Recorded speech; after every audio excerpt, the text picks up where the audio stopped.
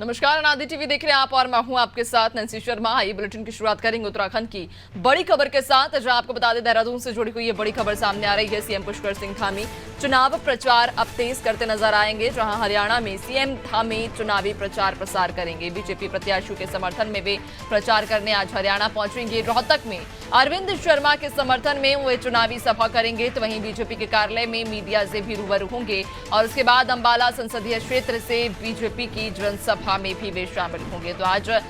CM Dhami अपने चुनावी दौरों पर बरकरार रहने वाले हैं, जहां आपको बता दें कि अब देहरादून में उत्तराखंड में चुनाव संपन्न होने के बाद अब तमाम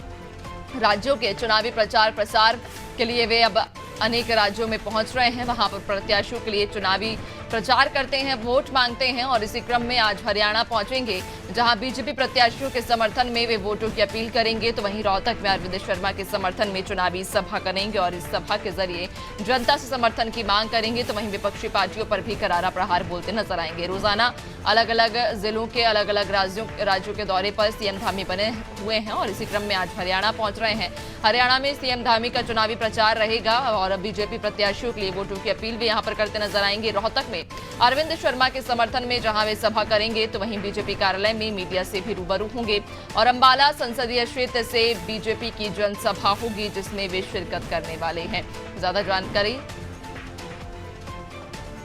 जानकारी लेंगे, सहयोगी सोनू हमारे साथ में जुड़ चुके हैं। सोनू, सीएम धामी रोजाना अलग अलग लोकसभा क्षेत्रों में पहुंच रहे हैं, चुनावी प्रचार प्रसार वे कर रहे हैं, आज हरियाणा पहुंचेंगे। क्या जानकारी, क्या अपडेट उनके दौरे को लेकर? देखिए, मुख्यमंत्री पुष्कर सिंह धामी आज हरियाणा के एक दिवसीय दौरे पर हैं और इस दौरान मुख्यमंत्री चुनाव प्रचार करते हुए नजर आएंगे और जो बीजेपी के प्रत्याशी हैं अलग अलग संसदीय क्षेत्रों के, उनके समर्थन में जनसभा जो आयोजित हो रही है, उस जनसभा में संबोधन करते हुए भी मुख्यमंत्री नजर आएंगे। और जो चुनाव से पहले तक उत्तराखंड सरकार ने जो बड़े और कड़े फैसले लिए हैं उनका जिक्र भी करेंगे। और आपने स्वयं भी इस बात को कहा कि जब मुख्यमंत्री जनसभा को संबोधित कर रहे होंगे तो उस वक्त निश्चित तौर पर विपक्षियों पर भी हमला बोलते हुए नजर आएंगे। एक के बाद एक अलग अलग संसदीय क्षेत्रों में मुख्यमंत्री चुनाव प्रचार करने वाले हैं। अब तक की अगर हम बात करें तो तमाम ऐसे राज्यों के बीजेपी के प्रत्याशी हैं जिन क्षेत्रों में नामांकन प्रक्रिया में शामिल होते हुए जो रोड शो प्रत्याशियों के समर्थन में आयोजित हुए उसमें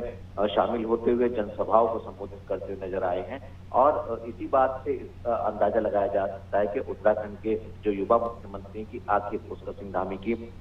लोकप्रियता दिनों दिन कितनी बढ़ रही है। और पार्टी के रणनीतिकारों का भी ये मानना है कि उत्तराखंड के मुख्यमंत्री जो स्टार प्रचारक के तौर पर प्रचार कर रहे हैं अलग अलग राज्यों में, जिन संसदीय क्षेत्रों में चुनाव प्रचार करने पहुंच रहे हैं, इन संसदीय क्षेत्रों के जो बीजेपी के प्रत्याशी हैं उनको निश्चित तौर पर जीत मिलने वाली है।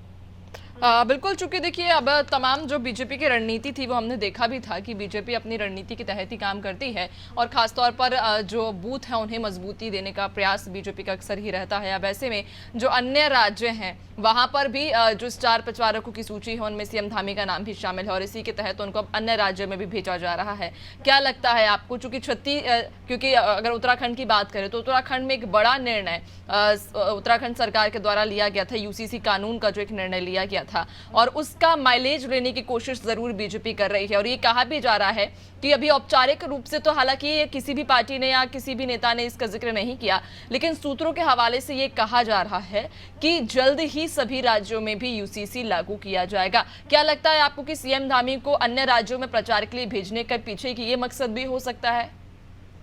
देखिए, ये बिल्कुल आपने बहुत महत्वपूर्ण पहलू पर फोकस किया है, क्योंकि जो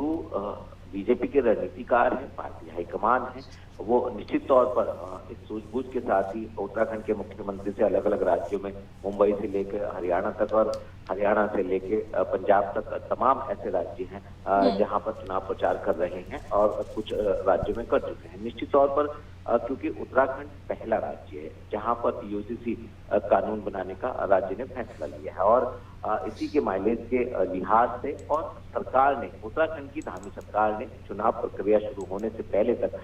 और भी कई जो बड़े फैसले लिए हैं जो अन्य राज्यों के लिए नजीर बन सकते हैं या केंद्र सरकार कहीं ना कहीं उस पर विचार कर सकती है। जैसे शब्द धर्मांतरण कानून है या इसके अलावा सख्त नकल विरोधी कानून है और इसके साथ साथ इन सब में जो महत्वपूर्ण माना जा रहा है वो यूसीसी है। तो ऐसे में कहीं ना कहीं बीजेपी को ये लगता है कि जिन क्षेत्रों में उत्तराखंड के मुख्यमंत्री यूसीसी के मामले पर अपने संबोधन में इसका जिक्र करेंगे तो इसका मायने निश्चित तौर पर बीजेपी को मिलने वाला है और